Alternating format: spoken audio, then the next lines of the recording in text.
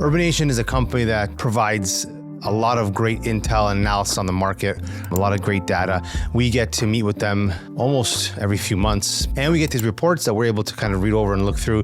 And I want to share some of the findings of that report to give you guys some insight as to what's been happening in the market and what it might take place in the coming months. So have a listen. The market momentum we saw in the fall thanks to interest rate cuts has fizzled out over the last couple of months.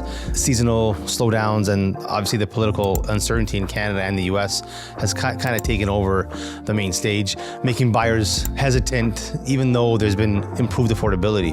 Now, with that said, we should see more buyers jump back in the market this spring as rates should keep dropping. The Bank of Canada already didn't announce, but has already kind of signaled that they will cut rates again this week, which, if that happens, would make it the 7th straight cut. The 5-year bond yields are now kind of below 3%, bringing fixed mortgages rates even under 4% in some cases.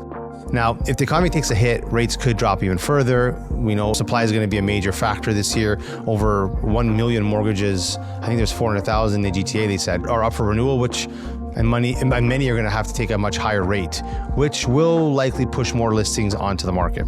Now, when you add into that the 30,000 new condos hitting in 2025, inventory is obviously kind of stacking up. The Toronto Regional Real Estate Board is predicting 76,000 home sales this year, up from 7,600 in 2024, with most price growth happening later in the year, mainly in the low-rise homes. Condos might see some price drops as supply outpaces the demand, as we've kind of discussed over the last few weeks. The market is still in a transition phase, but as rates start to come down, hopefully confidence will return and buyers will start making some moves again. Because even from our own experience, we've seen quite a few buyers in the market looking and kind of wanting to take action, but they've been very cautious.